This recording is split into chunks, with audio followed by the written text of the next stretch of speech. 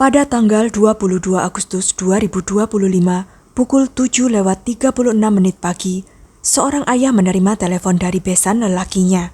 "Anakmu ada di IGD, cepat ke sini." Ia bergegas ke rumah sakit. Namun yang ditemuinya bukan putri yang masih bernafas, melainkan tubuh yang telah dingin. Laporan medis menyebut serangan jantung. Tapi matanya melihat hal lain. Wajah dan kaki putrinya penuh lebam. Sang ayah lalu menelepon 110 dan melaporkan kejadian. Operator mencatat alamat dan berjanji polisi setempat akan menghubungi.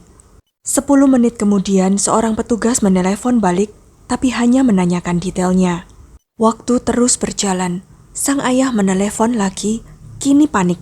Lebih dari 30 menit berlalu, belum ada satupun polisi datang. 1 jam kemudian setelah pelaporan pertama, tim kriminal akhirnya tiba di rumah sakit. Keluarga memohon agar mereka segera ke apartemen untuk mengamankan barang bukti. Namun para penyidik menunda, beralasan menunggu kendaraan. Padahal di luar sudah terparkir beberapa mobil polisi. Saat tim kriminal akhirnya tiba di apartemen, ayah korban memohon ikut naik. Ketua tim menolak, katanya keluarga bisa mencemari TKP. Ironisnya, para penyidik sendiri juga tidak langsung naik. Mereka menanti kedatangan tim kota. Tak sabar, sang ayah mencoba naik sendiri. Polisi menyeretnya kembali ke lobi. Mereka mengatakan tidak bisa masuk tanpa tukang kunci. 15 menit kemudian tukang kunci akhirnya datang. Tepat saat itu, ibu mertua korban keluar dengan tenang dari apartemen dan turun ke pintu depan. Beberapa detik kemudian, para penyidik tiba-tiba naik. Ketua tim kini mengatakan memiliki kode pintu. Saat pengumpulan barang bukti dimulai, ponsel ketua tim tidak berhenti berdering. Pada pukul 10:14 pagi, penggeledahan dinyatakan selesai dan keluarga diizinkan masuk. Apa yang dilihat sang ayah membuatnya bergidik. Sprei kamar tidur berlumuran darah, bekas cakaran segar terukir di sandaran tempat tidur dan dinding. Di 2 kamar dan kamar mandi, darah terseret di lantai, dibersihkan seadanya, masih berkilau di bawah cahaya.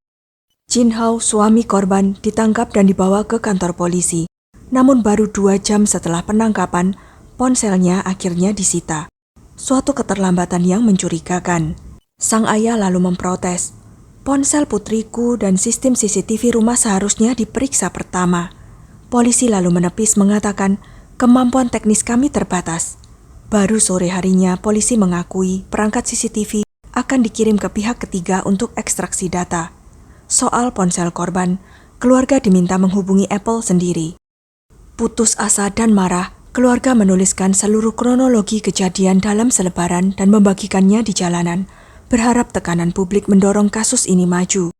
Di baris terakhir, sang ayah menegaskan bahwa tersangka, yaitu suami putrinya, Jin Hao, bekerja di kejaksaan setempat, dan orang tuanya memiliki jaringan kuat di daerah. Karena itulah, keluarga menuntut agar kasus ini ditangani penyidik tingkat kota. Kasus ini terjadi di Kabupaten Otonom Huimingjun, bagian dari kota Changzhou, Provinsi Hebei, sekitar 200 km dari Beijing. Korban bernama Liu Mingyao, lahir pada tahun 2000, usianya 25 tahun. Ayahnya pengusaha kecil dan ibunya guru. Ia memiliki seorang adik laki-laki. Mereka menjadi suatu keluarga sederhana yang hangat. Pada usia 15 tahun, saat SMP, Yao bertemu Jin Hao, setahun lebih tua dan 1 tingkat di atasnya. Wajah manis dan tutur lembut Yao langsung menarik perhatian Jin Hao. Ia mengejar Yao dengan intensitas yang nyaris obsesif. Awalnya, Yao menolak, tetapi pengejaran itu berubah menjadi tekanan, hampir seperti penguntit. Ia bahkan pernah menyerang siswa lain yang menunjukkan ketertarikan pada Yao. Yao akhirnya menyerah, namun orang tuanya tidak setuju. Keluarga Jin Hao dikenal luas di kota, namun reputasinya buruk. Mereka memperingatkan Yao agar menjauh. Namun Yao sudah terikat secara emosional. Keluarganya hanya bisa menyaksikan hubungan itu berlanjut. Setelah lulus SMA, Jin Hao masuk Hebei Judicial Police Vocational College, perguruan tinggi negeri jenjang diploma yang terkait erat dengan sistem hukum dan penegakan hukum Cina. Bagi mereka yang punya koneksi, jalurnya lurus ke kepolisian, peradilan, bahkan kejaksaan. Setahun kemudian, Yao lulus SMA. Nilainya cukup untuk sekolah yang lebih baik, tetapi ia memilih mengikuti Jin Hao dan masuk ke kampus yang sama. Di tahun 2020, pada usia 21 tahun, Jin Hao lulus dan langsung bekerja di kejaksaan setempat sebagai petugas kepolisian internal kejaksaan, bukan polisi pada umumnya. Setahun kemudian, tepat sebelum Yao lulus, Jin Hao melamar.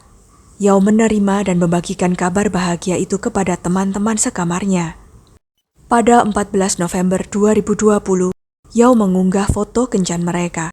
Tulisannya berbunyi, "Saat dicintai seseorang, hatimu hanya dipenuhi rasa syukur. Terima kasih telah datang mencintaiku." Pada tahun 2021, setelah lulus kuliah, Yao dan Jin Hao menggelar pernikahan mewah. Keluarga Jin Hao memiliki pengaruh besar di kabupaten itu. Para tokoh berkuasa dari berbagai penjuru datang merayakan. Sumber online mengungkap akar keluarga mereka. Kakek Jin Hao direktur rumah sakit setempat. Ibunya dokter. Posisi ayahnya tidak pernah tercantum, namun dikenal sangat banyak koneksinya. Mereka bagian dari elit daerah. Pengaruhnya menjalar ke dalam sistem. Di sisi lain, latar belakang Yao sangat berbeda. Ia berasal dari keluarga biasa. Orang tuanya hanya sanggup mengumpulkan mas kawin senilai puluhan ribu dolar. Bagi tetangga dan kerabat, tampak jelas Yao menikah untuk naik ke dalam kekayaan, kekuasaan, dan status. Yao tidak pernah bekerja. Tak lama setelah pernikahan, Yao hamil. Ia menyayangi keluarga barunya dan pernah menulis, "Aku hanya orang biasa, mimpiku sederhana, keluargaku aman, menikah dengan pria biasa dan hidup tenang."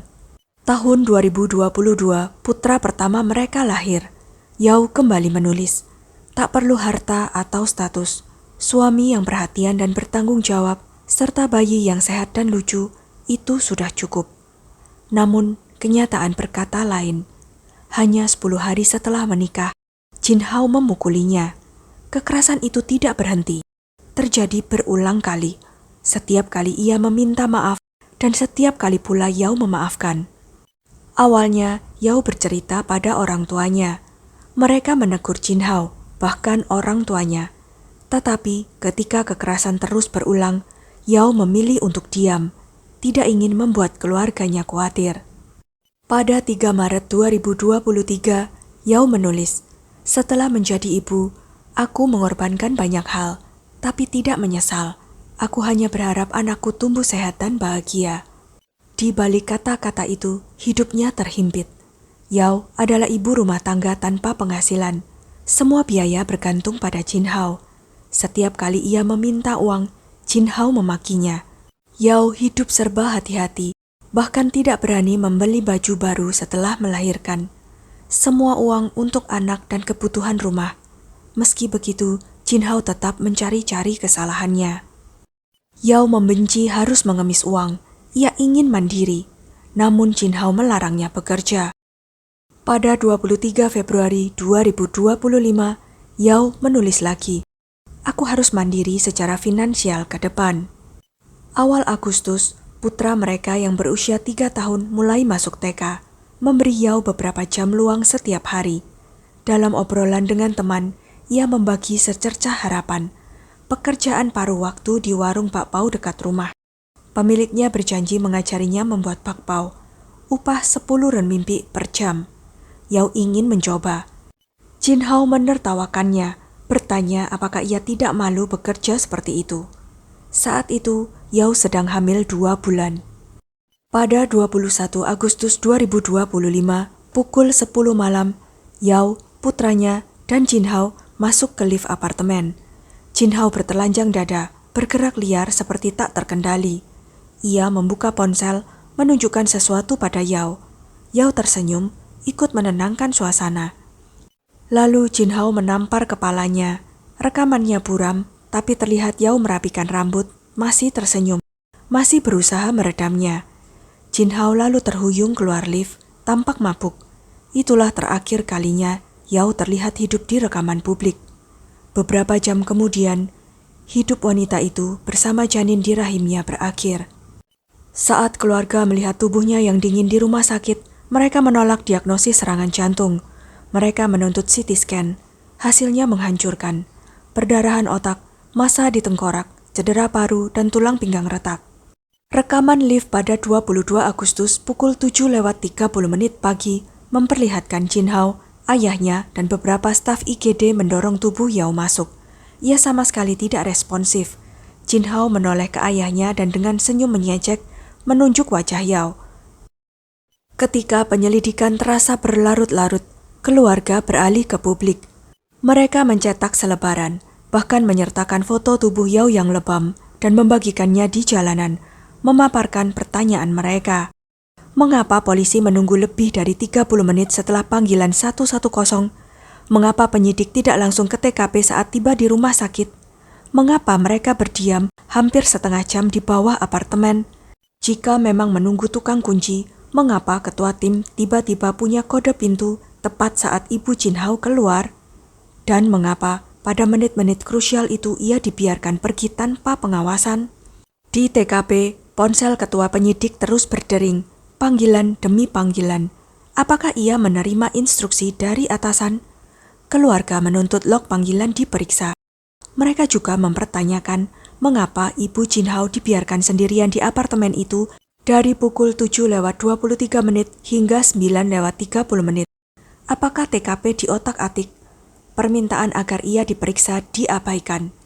Mereka pun mendesak penyelidikan terhadap ayah Jin Hao, riwayat panggilan dan pergerakannya setelah kejadian. Lalu muncul kejanggalan lain. Jin Hao ditahan 8:50, tetapi ponselnya baru disita 10:30. Dalam 2 jam itu, ia menelepon beberapa teman. Dan penghinaan terakhir, keluarga korban diminta mencari sendiri cara membuka ponsel Yao. Orang tua Yao membawa jenazahnya pulang. Kerabat, tetangga, bahkan orang asing yang marah memenuhi pintu untuk melayat. Ibu Jin Hao datang meminta maaf, namun saat ditegur ia hanya berkilah tanpa setetes air mata. Warganet kemudian mengetahui ia mengenakan kaos mahal, kontras yang pahit dengan Yao yang hamil, mencari upah kecil dan tetap dimaki suaminya. Kasus ini meledak secara nasional, memicu kemarahan terutama di kalangan perempuan. Seorang istri lembut yang mencintai suaminya sejak sekolah, melalui pernikahan dan menjadi ibu, dipukuli hingga tewas oleh pria yang sama setelah 10 tahun bersama. Di bawah tekanan publik, polisi akhirnya menangkap Ibu Jin Hao, Zhang Jie.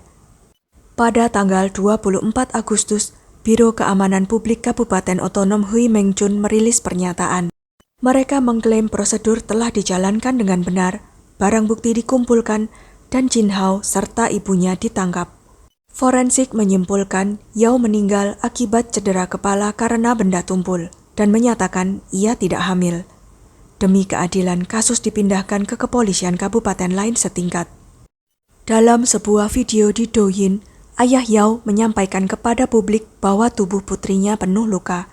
Ini bukan kecelakaan. Menurutnya, Jin Hao sengaja membunuh Yao.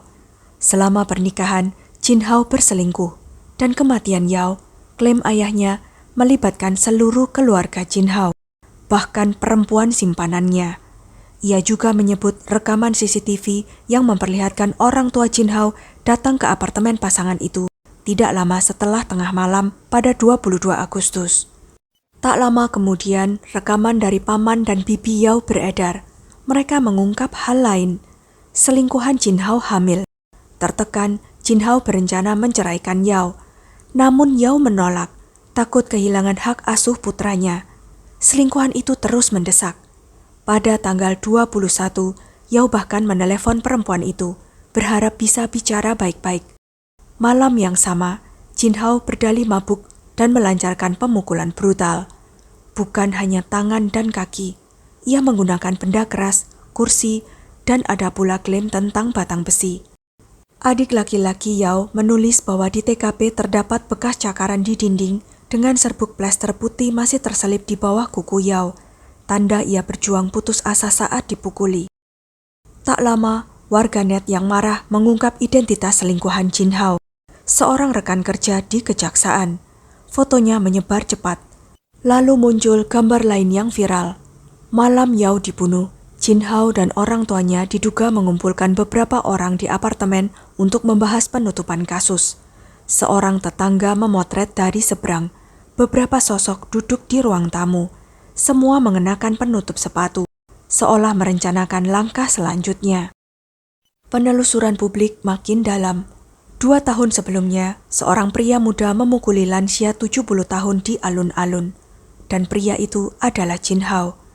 Dari membuli teman sekolah, menyerang orang tua, hingga memukuli istrinya, kekerasan selalu ada.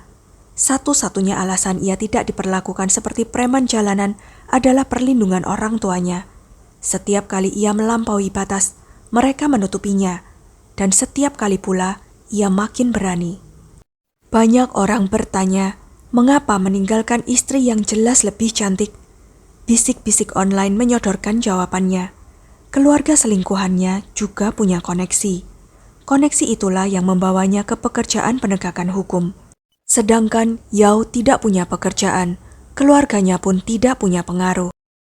Salah satu versi online menyebutkan bahwa pada malam 21 Agustus, setelah pulang bersama anak mereka, Jin Hao mulai memukuli Yao di depan anaknya.